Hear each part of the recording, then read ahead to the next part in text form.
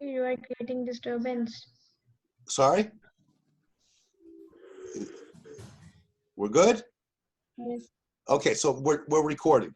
Let me ask you, did anyone have a chance to look at the PowerPoint?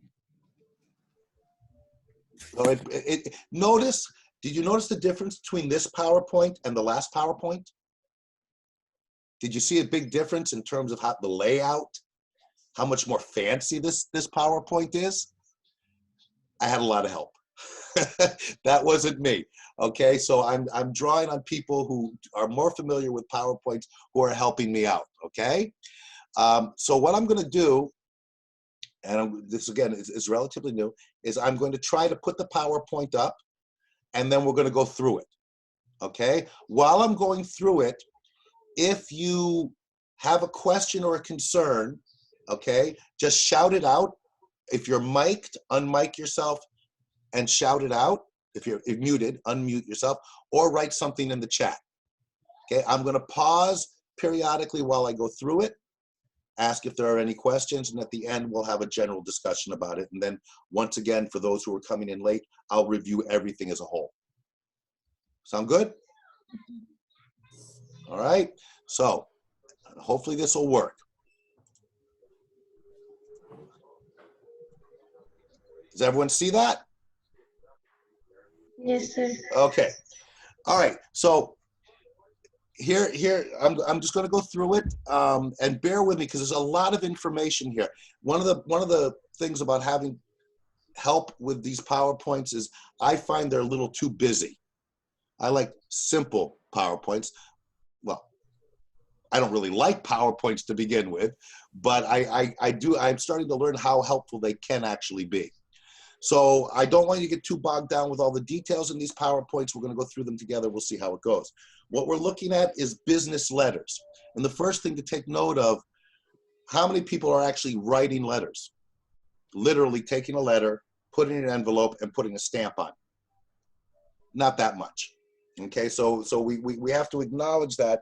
But the content, for the most part, of what's going on in the letter is the same as if the same issues and the same content, and to a large extent the same structure that you would be doing if it was an email, because most things are done by email. Okay, but let's look at this and get these foundational ideas ingrained. Okay, so there's four types of letters, but there's two different types of techniques, and we've touched on this before. So I find it to be really important to understand the difference between direct and indirect. For the most part, in the business world, you are going to be using the direct model. Okay? As we discussed before when we were talking about memos and things like that, because the idea is you're dealing, remember your audience. It's always about knowing your audience. No nonsense, people. Get to the point. Don't waste my time. Bing, bang, boom, let's go. Right? That's very much conforms to the direct technique. And it's standard. You can see there's a lot of things here that you can review, right? It's best for good news, non-emotional issues in the business world. For the most part, it is non-emotional. It's very business-like. Audience that prefers a straightforward approach. Again, we've talked about that. Note the format, and I will be sending you more information certainly next week about the format, but this generally conforms with the type of format if you were to be asked in your midterm to write a letter, right? You have an introduction, you have the body, and a conclusion, okay? And note, it's one page. Remember, in the business world, brevity, okay? You don't, as we were discussing over with the cover letter and the CV, the cover letter should never be more than a page. And a CV, if it can be one page, that much better, okay? So same thing here with this when we're talking about letters in general. Keep it to one page. The format should always stay the same whether you're doing direct or indirect. Now the indirect deviates a bit from the brevity, not so much the brevity, but the somewhat abruptness of the way that you write, right? Bang, bang, bang, as we were saying. Indirect means, well, you're not going directly at it. So there is a bit of a runaround. It's often more common in a sales letter or in sales communication. Of course, sales communication is part of business communication. All right. This lends itself to, when you are engaging in certain rhetorical devices to persuade somebody of something. Okay, which you will at times have letters that you have to do that, or emails where you have to do that. So as you said, it's often used for bad news, right? Because it's while some people would argue you should give bad news bang right away, the idea here is you ease them into a bad news. If you're writing a letter to someone to tell them that they're fired, okay, yes, you can say, hello, Joe, you're fired. That's a little harsh. That would be a direct method. An indirect method would be saying, hello, Joe. Listen, I want to tell you, you've actually been doing a good job for the last 3 years. And you have a lovely family. I mean, it elaborates a bit. You have to know how far to go before it becomes too obviously unrealistic. But it's the type, that's what we mean by indirect. So for bad news, sensitive situations, or issues that need explaining. And there will be times when you're going to have to, if I were to just say ABC, that's not going to be understood by my audience unless I build a context around it.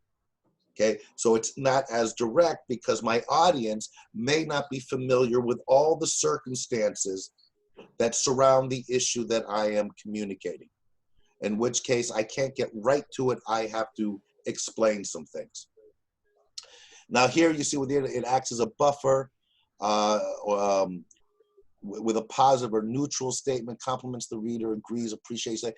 Yeah, of course, all that depends on the specifics of the reason why you're writing the letter and the particulars of the audience, the person that you are writing to. All right. This is a judgment that you have to make depending on the situation.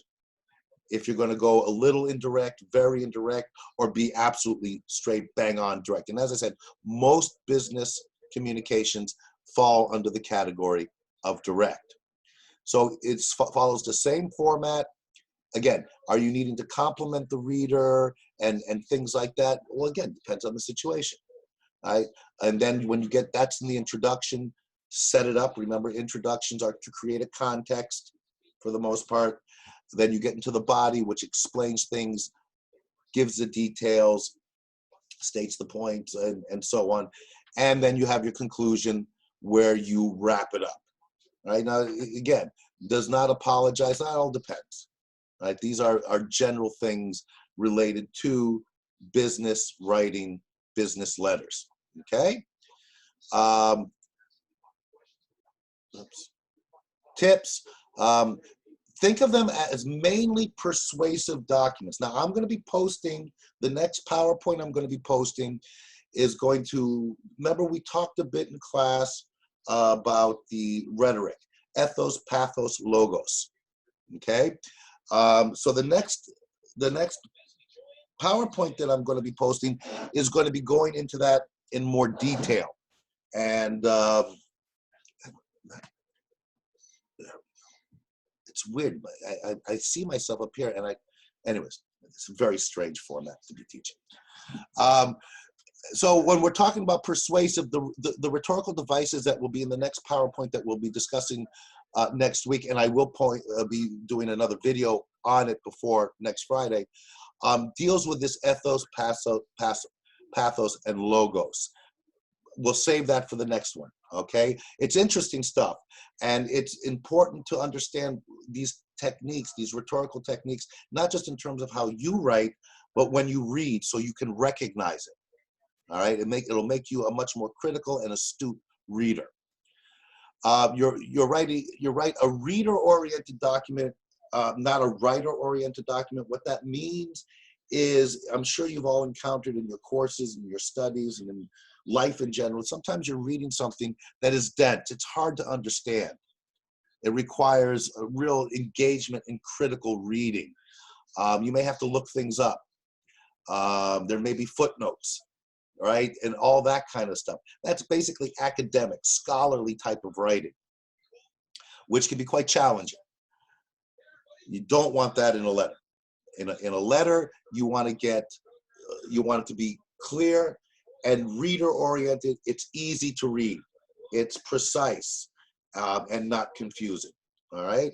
And always, always, always, always be respectful. Okay. So when we get to these different kinds of letters, we have, again, this is a standard thing in business communication and in business world. 4 types. First type is called an inquiry letter. Purpose. You're asking for information, right? It's a letter that you're going to be sending out because you need to gather information. It could be for a survey, whatever the case is. Again, everything depends on the particulars of the context.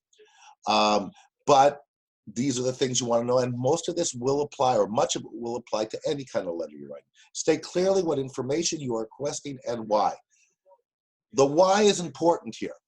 If you send out a letter saying, I'd like you to give me some information about your company. I'd like you to tell me about how many units of your product that you sell every month and so on. Okay, you're very clearly stipulating what information you want. But if you send me a letter like that, I'm gonna go, why do you want to know that? Right? So you got to always remember, because you know why. Right? But you have to make sure that your audience, whoever you're directing the letter to, knows why as well. Okay? So you write specifically and concisely, as always, to the point questions that are both easy to understand and easy to answer. It's something, if you're writing an inquiry letter that is trying to get information, you do want to be sure that it can so clearly be understood. It's an important point, because often it may be clear to you because you're very familiar with the information that you're seeking. But if it's not clearly articulated in the letter, the respondent to the letter may give you the wrong information. All right? So you always want to be able to review it, have someone else look it over, make sure that it's clear. In this type of a letter, absolutely, you can use bullet points to highlight the questions. Here are the questions I need you to answer. You can leave space, if it's a document that's even being sent by email, leave space where they can answer the questions. Attach a questionnaire if you have more than 5 questions. That's standard procedure. Specify, because this is often forgotten. If you don't tell them, I need a response from you in 3 days, they may not respond for 3 weeks. Okay? And always, this is part of being the respectful, thank the reader. Special request letters, you're making a special demand. All right? So it's something that's extraordinary. If you think of the inquiry letter, you may send an inquiry letter out to numerous different people. Almost the same letter, because you're trying to get the same information from different people or different companies. When you're getting into a special request letter, it's usually more specific. So it's a special request from someone in particular. State clearly who you are and why you are writing. It doesn't come across as a general survey, right? So that could have your audience a little more suspicious. So you have to be sure that you establish your ethos, which is something we'll discuss at the next class, as to who you are and why you are writing. And you need to convince, remember, persuade. You need to convince the reader to help. I have a special request. I need you to lend me or send me 50 printers, because we are having a crisis over here. Our printers are not working. We have a deadline. This is a special request. Can we borrow 50 of your printers? Okay, that's the type of thing that would be classified as a special request, because it's not an ordinary request. It's not like I'm ordering 50 printers from a printing making company. I'm going to my competitor perhaps and saying, I need help. It's a special request and I need to convince him to do so. Now, this thing, show you are hardworking, again comes back to ethos, right? You want to be, remember, when you are persuading someone of something, or when you're selling something to something, they need to trust you. They need to believe that you are worth their time and effort. So in a sense, you are always promoting yourself and you are always selling yourself. Okay? It's just like when we were talking about with the CVs and the cover letters. Okay? Discuss the reason. This is standard stuff. You can read through this. Okay? I'll go through it very quickly. You need to just show you understand the situation. I've done research, comes back to showing that you're hardworking and showing that you're responsible. Same thing as we were discussing in the cover letter, right? The things that you include in the cover letter, you're trying to show them that you've done your research. I know you're coming. Remember, we use Bombardier as the example. I know Bombardier. I know who you are. I know who your CEO is. I know everything about you because I spent all this time researching you. Even if you don't say and demonstrate everything that you learned, if they get an inkling of it, then it demonstrates that you are hardworking and that you are serious. You have to say why that person is the best person to help. Excuse me. Always, again, specific and concise.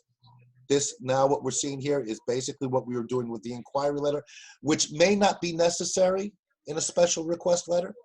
You have to determine whether it is. If it is, again, as you were doing with the inquiry letter, specify the time you need an answer by, thank the reader, and you can, again, this bottom part, offer a reader a copy of the report or results and necessary permissions, depending on the context. Okay, but this is a type of letter that has a very special, extraordinary, if you will, not something that is done all the time.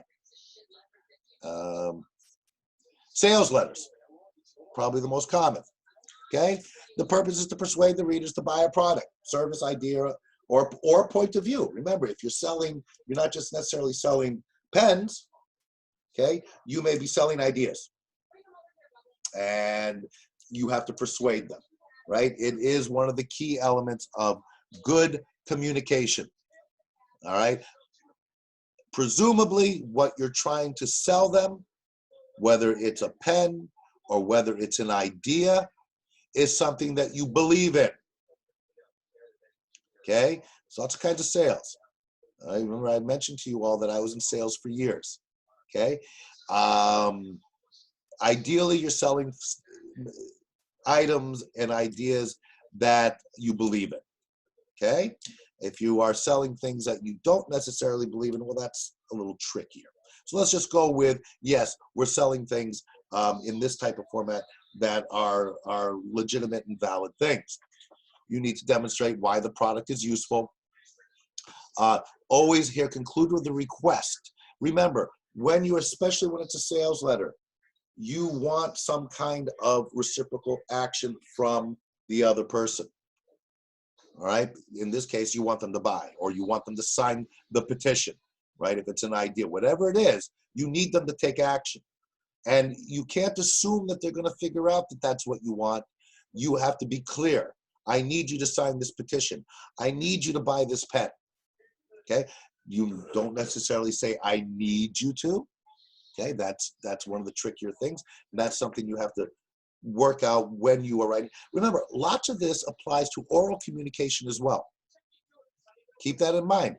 And when we finish this, I have to discuss something I forgot to bring up at the beginning about how we're going to deal with the oral component of this class. Okay, so please, if I forget, remind me, please. We conclude with a request of action, buy it, appeal to the reader with reader-centered issues. Again, you're always, this is really about another way of saying, know your audience.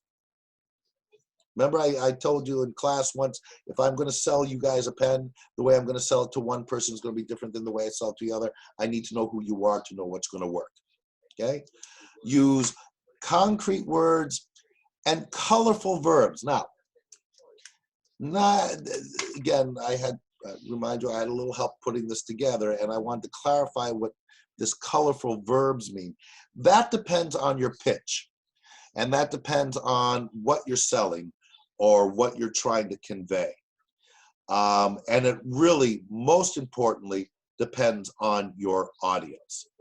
For the most part, no, you will not be using colorful verbs. Remember my blackboard example, okay? But there might be times when that will be effective. You have to know when it is.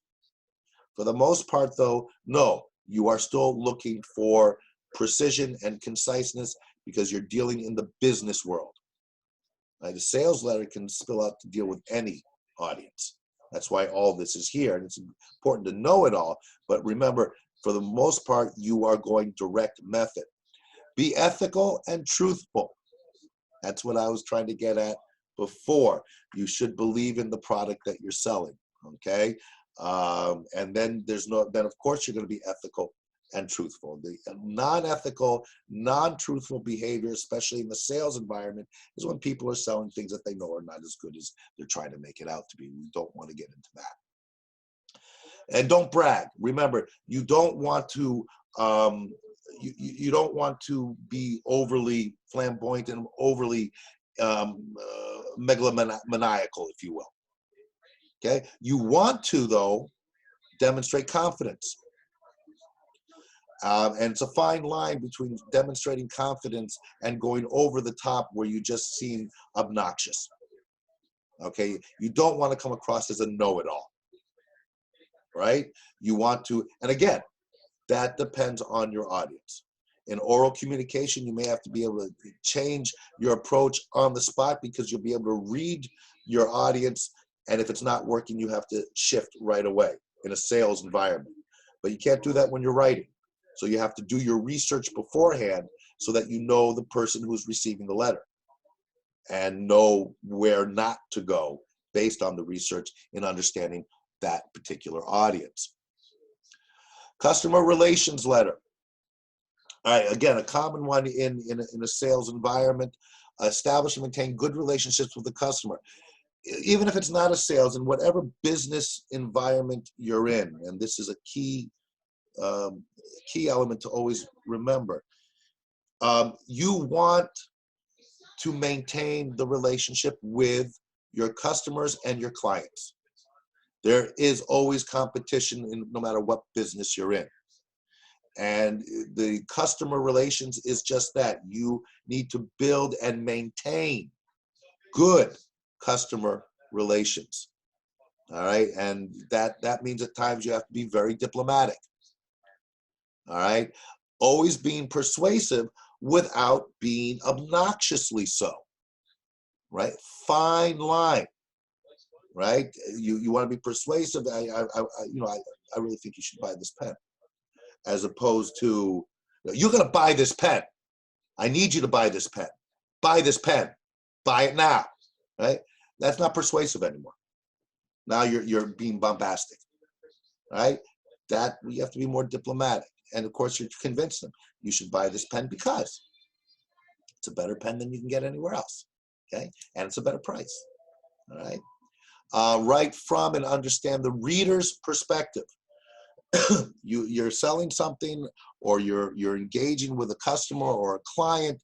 You always, right? I think I mentioned in this class Sun Tzu, right? Who's one of his main ideas is know your adversaries, know your opposition, know everyone around you. Let them know less about you, know more about them. Know your reader as much as you can. Understand where they're coming from. Then you tailor your communication to that specific mindset. Okay? I mean, this is the goal. It's not easy to get there, and mistakes will be made along the way, but this is what you want to strive for.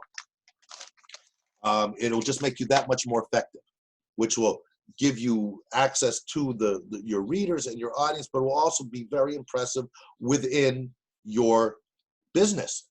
Your bosses will pick up on that. They'll recognize it. And in terms of customer relations letters, there are several types.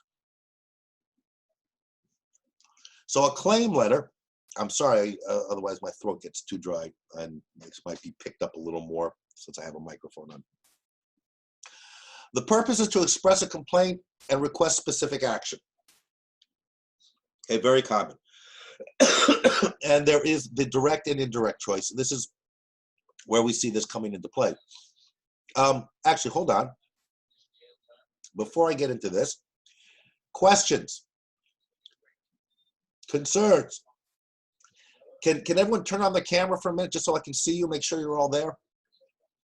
And I'm not here all by myself. I like pictures. Hello. Hi, everyone. Turn it on. Let me see you. What about the rest of you? I haven't seen the rest of you. Are you actually there? There you are. Hello.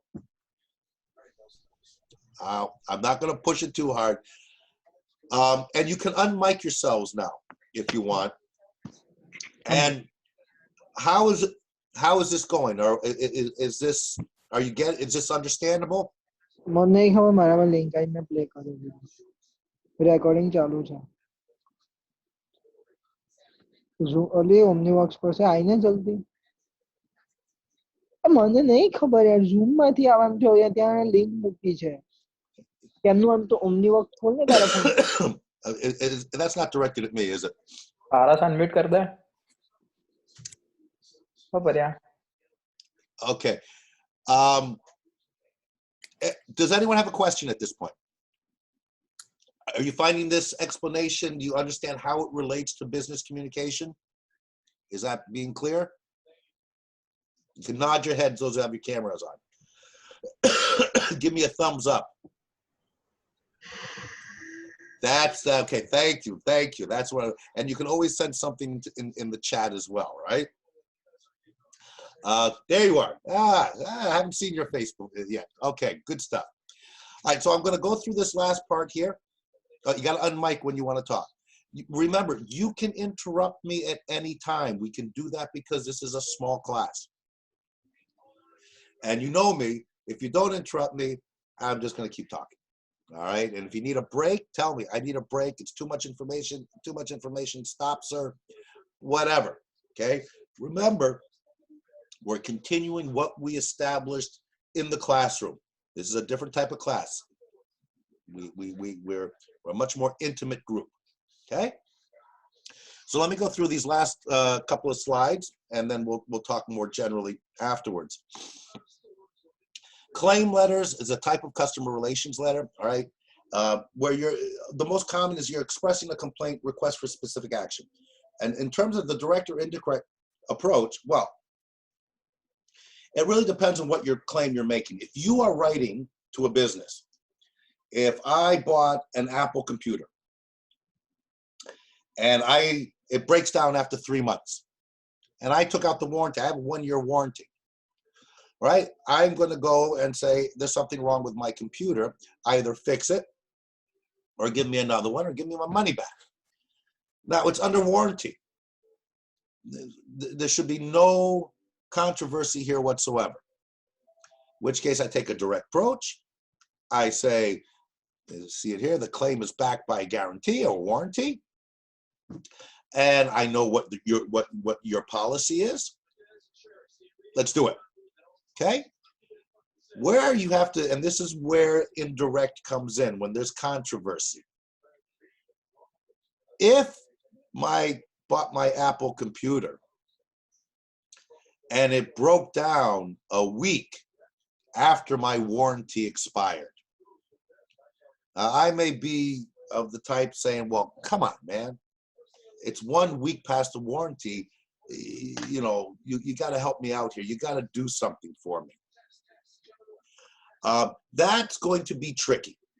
So how you approach that would probably be in an indirect way.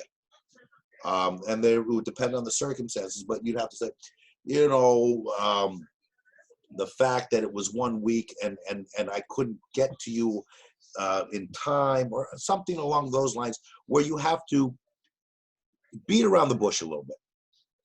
All right, because you're trying to get something that you're not sure that you actually are entitled to get. Indirect best for arguable claim letters. When the claim is debatable or unusual.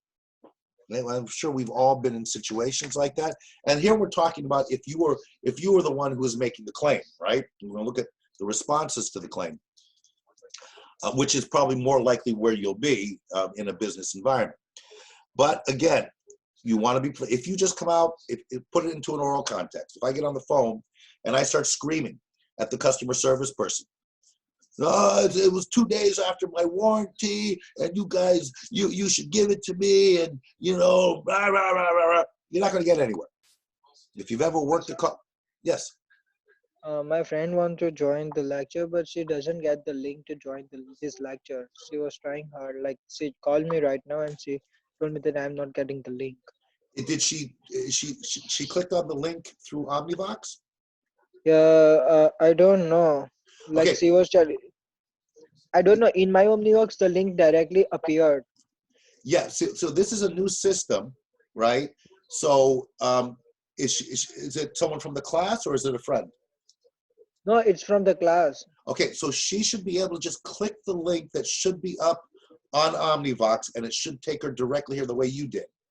Okay, so the link, the link that you sent it 2 or 3 days before, I guess, right? Yeah, ignore that one, right? We switched. That was the way we were doing it, but Yeah. now we have the new way, which is directly through Omnivox.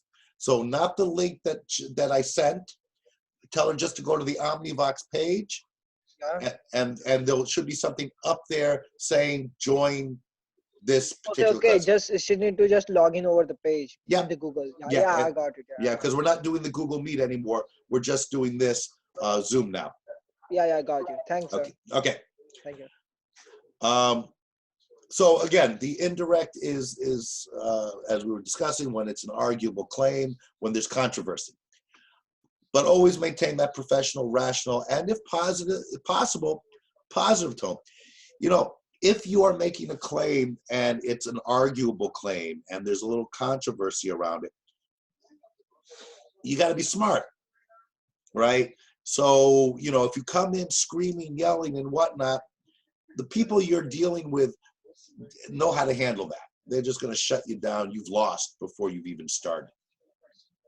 But if you start saying, well, let me explain my situation. And I understand that the warranty expired 2 days ago, but can you just hear me out? I just want to run this by you as a possible means that, that we can come to some kind of arrangement here, because, I'm without a computer and I can't afford a new computer. And I'm hoping you can help me out, because I really want to stick with Apple products. I don't want to go to, you see what I'm doing? I'm being rational. I'm trying to keep it positive with a positive tone, and I'm avoiding hostility, negativity, or negative emotions. Okay? Then you clearly describe the product or service with necessary details and explain the problem. This applies to both the direct and the indirect, and whether it's a legitimate claim or not. Try to be fair. Some people will live, it's the computer broke down 30 minutes after the warranty expired. Now there'll be some company who'll say, well, too bad. 30 minutes late is 30 minutes late. Others are going to say, oh, well, don't worry about it, right? All depends. But the person who's going to sit there normally and say, don't worry about it, is probably not going to do that if they have someone yelling at them. So don't yell. Stay calm, cool, and collected always. Propose a fair, precise, and present an explicit deadline. Always, again, the reason that that's being emphasized here is so often in request letters and other kinds of business communication, it's not told what the timeline is. And then you have to send another letter, or you have to do another communication. So we talked last week. Are you in or are you out? Now, if you didn't specify to them that you had to know this week, they're going to go, well, I'm still thinking about it. Yeah, but I need to know today. You need to know today. Why didn't you tell me that when you first got in touch with me? Okay, so you need to tell them so that you give them a sense of a timeline when things have to be done. So that's a claim letter. Adjustment letters is another type of customer relation letter, and this responds to the claim letter. So in the claim letter, someone is making a claim. You're writing a letter. You are writing a letter to claim that you want your money back because whatever you bought broke down and was during the warranty. The adjustment is being, if you are working for that company, if I'm working for Apple, now I'm going to respond to your claim letter with a solution. Okay, so you work always, and this is more I think this is more relatable to being in this business, if you're in the business world and you're working for the business. So first and foremost, you want to reconcile the situation because you want to keep your customers, right? So again, put yourself in the situation. The person wrote you a letter because their warranty, their computer broke down a day after their warranty expired. And they're saying, is there something you can do for me? Because obviously this is a really bad situation for me. How you respond, well, you have to first and foremost know what you can and cannot do. And of course, you want to keep the customer. If this doesn't go well, if your response doesn't go well, you're not going to have that customer anymore. So you want to restore the customer's trust in your company, right? Now, it depends on the situation of the company. Chances are your best bet, if you can afford it, is let them, give them their full refund or send them a new product. Sometimes you can't do that, though. That's what you have to determine. You want to be prompt. So again, very important. Someone sends something to you, you want to respond immediately. Everyone wants quick actions, and also demonstrates your ethos, your hardworking nature. You don't put it aside. You treat everyone like they're the most important person in the world. That's how people want to be treated. And you need to do that, even though it may be a fairly minor issue in relation to the bigger issues you have. It's still a customer. Be prompt, get it done with it. If for no other reason, you want to keep the customer, but the other reason is you want to get this one out of the way so you can get to the big stuff over here.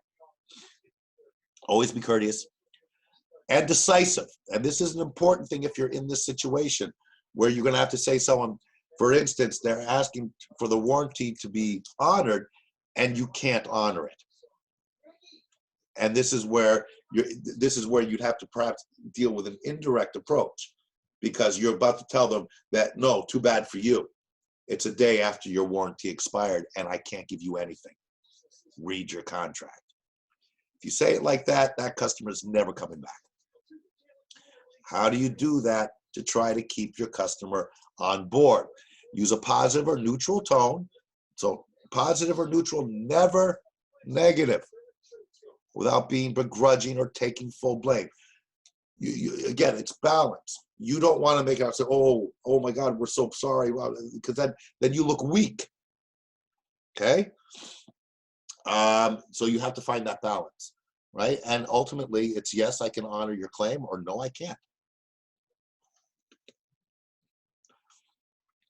The yes adjustment letter, start with an apology and admit the claim is justified. I am so sorry to hear that your computer broke down, but you're under warranty. You still have another 3 months on your warranty.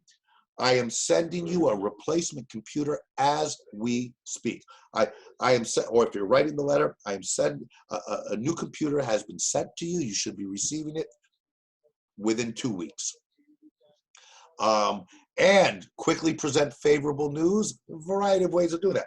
By the way, there's been upgrades to the computers since you bought the computer that just broke down. So you're going to have, what do I know about computers? You're going to have 64 gigs instead of 32 gigs. How's that? Okay. So again, favorable news. They're going to love that. Okay. Specifically state how you are correcting the problem. We're sending this to you, checks in the mail, however it is. But be specific. It has been sent. You should receive it in 5 business days. Whatever it is. Explain what happened and why. Depends on the situation. In this case, what probably happened is the hard drive, whatever. I'm winging it there. But you explain what happened and why. How elaborate that explanation has to be depends on the situation. Simple as that. And always conclude with a friendly, positive note. I'm glad you brought this to I'm glad we've been able to resolve this for you so quickly, and I'm really pleased that you're getting an actually upgraded computer. And is there if you have any issues, any questions, any concerns, call me anytime. Okay? Positive note, friendly, right? Now, that's the yes one. That's the easy one because the computer broke down during the warranty. And others do know it's after the warranty and I cannot give you a new computer. Here's where you want to use the indirect approach. Okay, so you thank you so much for your letter and explaining in detail what your situation is. As you said, it says here, restate the customer problem. As you pointed out yourself in your letter, it is a really unfortunate situation that your computer broke down after the warranty expired. These things do happen. It's unusual. You know, this is why we give a warranty for a year, and we do offer Apple Care, which is an extended warranty, which unfortunately you didn't take out. But you know, even that's a little risky because that could be seen a bit like I'm placing blame. Got to be careful with that. Clearly state discussion without hedging. But so, you know, the warranty is expired. These things do happen. I recognize it's an extraordinarily unfortunate situation for you, but no hedging. But no, we cannot offer you a replacement computer or any kind of compensation because the warranty is the warranty. Conclude with a concise, gracious statement. Again, you know, we've so appreciated your business in the past. I recognize this is such an unfortunate situation, but you know, let us know if there's anything else we can do. We have a number of specials going on right now. If you need to purchase another computer soon, and you know, tell you what. Again, you have to know if you can do this. Tell you what, we can even offer you a $20 discount. Okay, little things like that because you're doing the no, and you want to keep the customer. Sometimes you won't be able to. Sometimes the customer is just going to start screaming at you. Okay? Never lose your cool. Or again, I'm flipping a little bit here between oral communication and written communication. These things apply to both. Okay. The difference is, of course, with the written communication, as is the case here with the letters, how you write it, the clarity of how you phrase things and so on are going to be essential. How do you convey in a letter what I've been conveying and what I'm just saying right now? Okay, that's the challenge. Okay, so let me stop the share. Okay, are we back? Are you just seeing me now? Or are you still seeing the, what do you see? We just can see you, not the. Okay, anyways, that PowerPoint is on Omnivox if you haven't seen it already. Yeah, no problem. Now, this is being recorded again. For those of you who came in late, a reminder, I did post a 45-minute video I didn't post, I made, but there was a sound issue. Can you all hear me right now? Yes? Yeah, I can hear you. Okay, because when we started, those of you who came in late, when we started this session here, no one could hear me. And that was the problem with the video I made last night. The main issue with that is I was using a different software all last week for the first video. Now they want us to, there was a problem with that software. And they're working on it now because that's the software they initially sent us. So I tried to do it on Zoom and I had the same problem with the not being heard. So hopefully. But sir, today also I got this link very late, like after 15 minutes, so I didn't catch up the faster 15-minute session. It's not a problem. Listen, we're still finding our way here. And again, we have plenty of time to cover the most important things that I want to cover in this class for you guys. Okay, so by next week, hopefully we'll have things will be a little more organized and we'll be a little more clear on how we're doing. Hopefully they'll fix the software I was using because that's the one I've been making all my videos on. And I finally understand how it works and I'd rather do that, but I'm waiting to hear back on that. Google Meets also is the best option if you don't mind. The which one? Google Meeting. The Faisal is using the another professor, the Faisal Hamal. Yeah, well, that's the one I was using. Now, I'm not sure that he'll continue to use it because we are all being told to use this now. Okay. Because I Yeah, use, but that one is more easier way of communication. I like the other, I like the Google Meet as well. That I did a number of classes with the Google Meet. This is the first time, well, this is the first time I'm doing a whole class on this new platform. 2 days ago when they introduced the Zoom, I was in the middle of a Google Meet. And then some students tried to get on the Zoom. It was utterly chaotic. So I agree with Because you. it's here, we can't get the directly link. Like, I don't know. After 50 minutes, I got the link to join the class. But in Google Meet, you just click on the Meet and you can join up using the code. Well, look. I mean, I mean, we still have the Google Meet option, I think, but they just rolled this Zoom out 2 days ago. So you should. The way it works is, and the way it worked for me is, 10 minutes before the meeting starts, Yeah, that link should come up on your Omnibox, and then you exactly. just have to click it, and you should come right in. Exactly. So we'll plan on doing the same thing next Friday. If there's issues, I will, I'll be in touch with you all week. We'll adjust accordingly.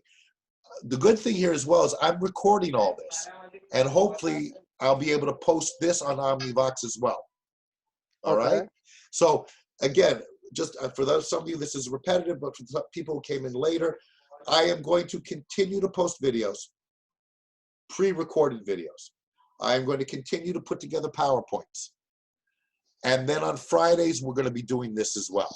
So we've got everything working here, which gives you, lots of access to information that you'll be able to use as we continue with the course. And again, just a reminder that next week I'll be posting the specifics for your midterm. You will have 2 weeks. It's probably going to be, write one of these letters, something along those lines. And I'll give you the details of what you have to do with the letter. And also the format. And I'll tell you exactly the format, which will most likely follow the same format where you have the 3 paragraphs. Okay. The other thing to keep in mind is, and I encourage you in this class, because we're a small class. I don't do this in my class of 50, 60 students. Send me a draft. I will look it over and send back some comments that will help you do your revisions. The other thing I would like you to work on, and I'm not saying this is going to be part of your midterm, but it's a good chance it will be part of the final project, is your CVs. I want you to do the CVs, send them to me, let me comment on them, because you all need a good, strong CV. Okay, and I've had extensive experience dealing with CVs. Okay, some of you have already done this. I encourage you to do this. Whatever you send me, I'm not marking it. It's just so I can give you some tips on how to get it even tighter and tighter. Okay, so for now, everyone, if you can, try to put together at least a draft of a CV for next week. Okay, not to be graded. Again, it may be incorporated into your final project where it will be graded. But for now, it's for you more than anything else, just so you have it, and we have all semester to do revisions on it. I will also, as I said, the next posting I'm going to be doing will be with the rhetorical devices.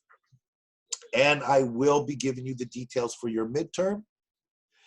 And next week, when we do this on Friday, I want to have a much more thorough discussion on where we are with our cricket team, and where I'll start laying out the format for the final project, which will be due at the end of the term. Okay, remember, all the exercises and work that we're going to be doing between now and the end of the term, 80 or 90% of everything we do is going to be incorporated into that final product, that final project. Even these letters, because you're going to have types of letters that you will include in the final project.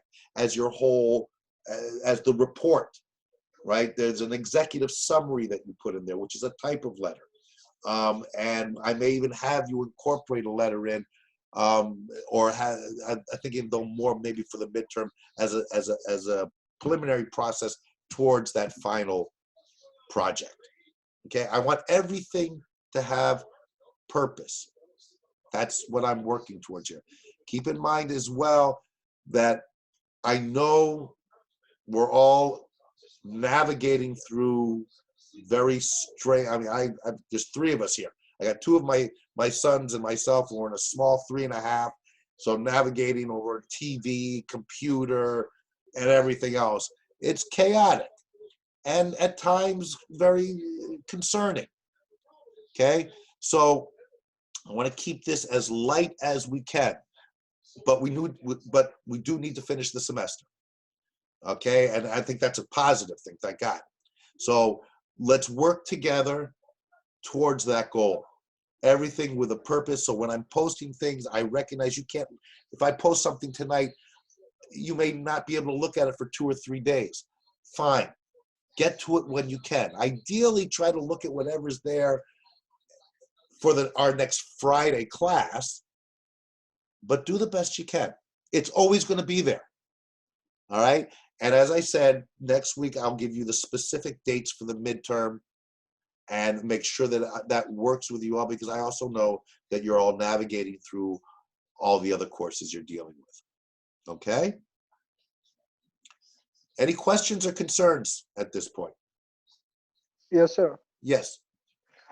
We have to just drop the CV. Like we have recently made a CV in our another class, so we can drop that one in your notes, right? Absolutely.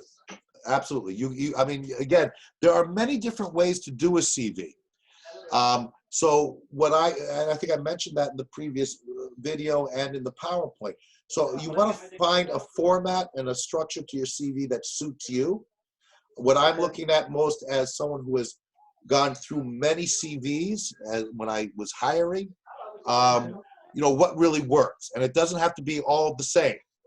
Okay, and I'll make certain comments about the structure, the format, but most importantly, I'll be looking at the writing and for the clarity. Okay, so and that's a CV that I want you to use not just for your classes, but to use in the real world. So we have to submit by a Mio, or you gonna put it as an assignment. So if you put it as an assignment, we all can drop like over there submit. We will got the option for submit. Yeah, I at this point I don't want the CV. I don't want that to be an assignment that I'm going to mark at this stage. Okay? But it's gonna help you to to put in an organized way in your own memo. Yes. Okay. So it's working on the CV, which you anticipate you will include in the final report. The report that relates to the cricket team is going to have a number of different components. One of those components will be a CV. Okay. No At this stage, it's just to give you feedback on it. Okay. I will send you as a Mio. Send it to me, and now be patient with me as well. I promise you I will look it over and get comments on it.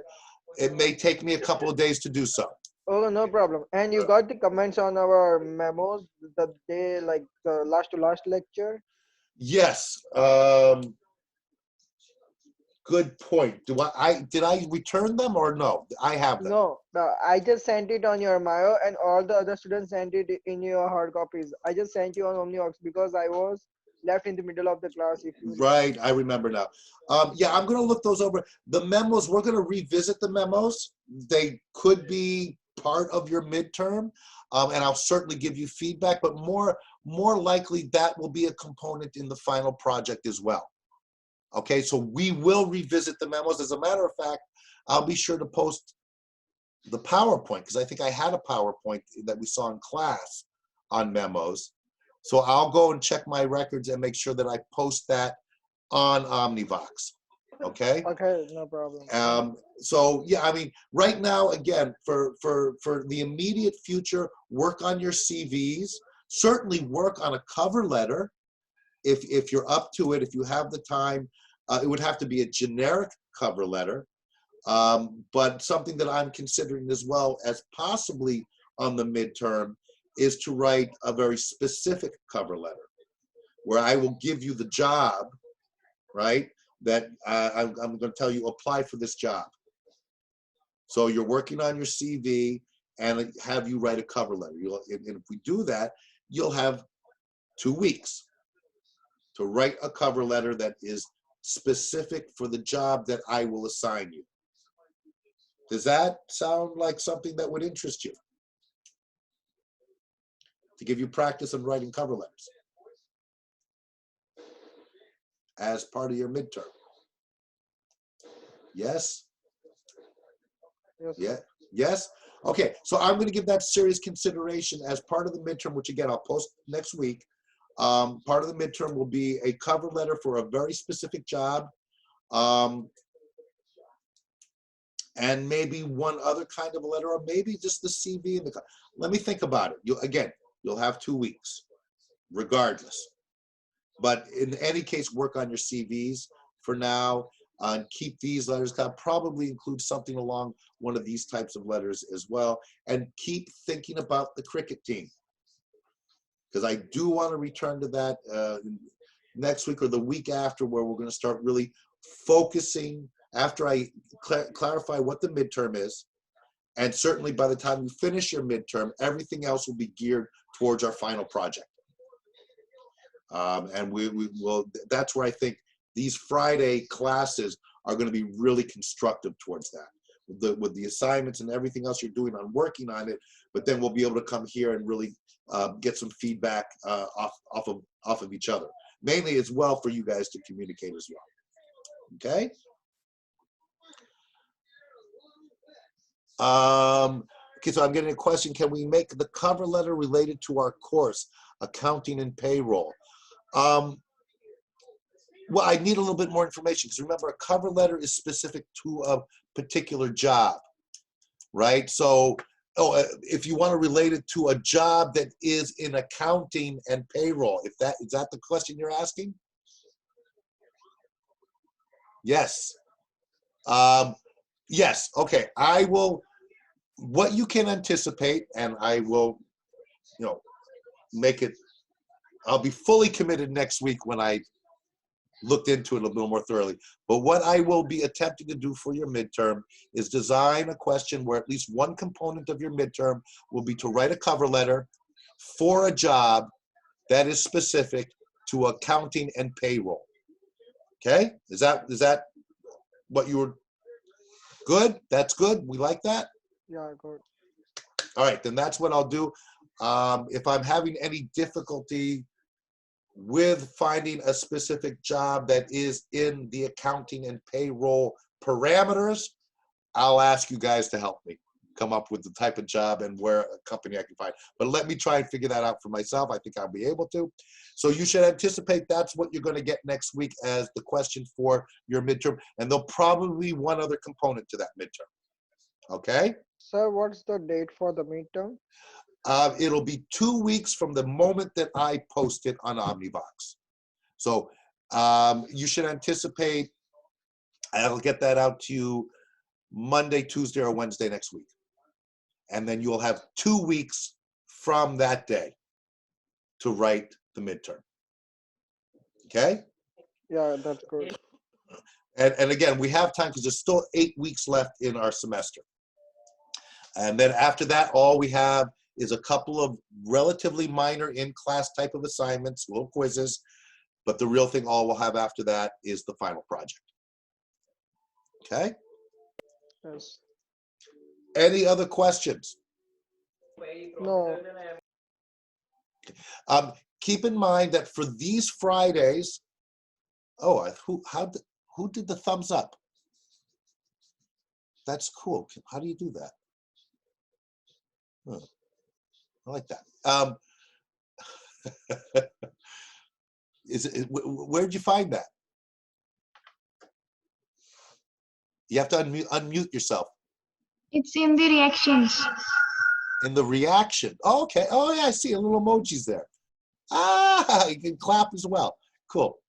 And regarding these these classes, you should anticipate at least an hour. We can go as long as you want. What I found with my other classes is an hour to an hour and a half is usually all they want to do, because it's obviously a different format. And I don't mind that because I'm doing the videos as well, right? Some teachers are just doing this. This is a very different dynamic than when I'm doing the pre-recorded videos. And I think they really complement each other. So what I'll do is, like we did this time, I'll go through the PowerPoints that I've posted for you, talk about things in general, maybe some specifics. Certainly next week we'll be talking about the midterm. Yeah, you know, as I'm thinking, I'll post the midterm questions probably by Wednesday, but I'll probably give you 2 weeks from next Friday. So 3 weeks from today. How does that sound? Great. Yeah, we like that? We're all on board. We're all on board with that one? Okay, so that's what you should anticipate, but I will post the question before the Friday, but we'll be able to talk about it on Friday. And it'll be 2 weeks from that Friday. All right? So if I'm a little late in posting it, Friday at the very latest. Is that a deal? Yes? Yes. Yes?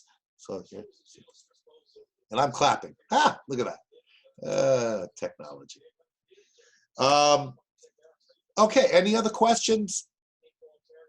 Concerns? No, everything is good. Everything is good. If you need to contact me, if you have any questions, you know how to reach me. By all means, since you're going to be working on your CVs, you can send them to me. I don't know how long it'll be before I can comment on them, but the sooner you send them, the more time we'll have to do revisions. And hope so you're gonna send the memos by reviewing back.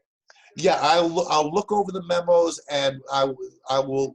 It'll certainly be part of our discussion next Friday. Okay, Yeah, and I will repost the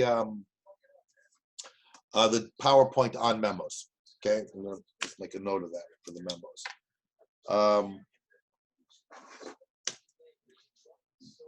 Anything else? No, everything is good now. Everyone, guys, be safe. Okay. I hope you're all navigating through this reasonably well. It's a tough time. All right. Be sure, feel safe to talk to me if you're having any issues or difficulties regarding this course. I promise you, I will be accommodating. Okay. Yeah. Thank you. All right, guys, be safe, and look for this. If I can figure out how, I'm going to be posting this whole class on OmniVox as well. Okay? That's a good idea, because you know some students have missed the Exactly. the 20 or 40 minutes of lecture. Well, and especially since the recording I did last night didn't work, which really I was so frustrated. But this one you should be looking for. If I should be able to post it, they just have to tell me how. But I was told it can be done. Okay? Yeah, that's good. I'm gonna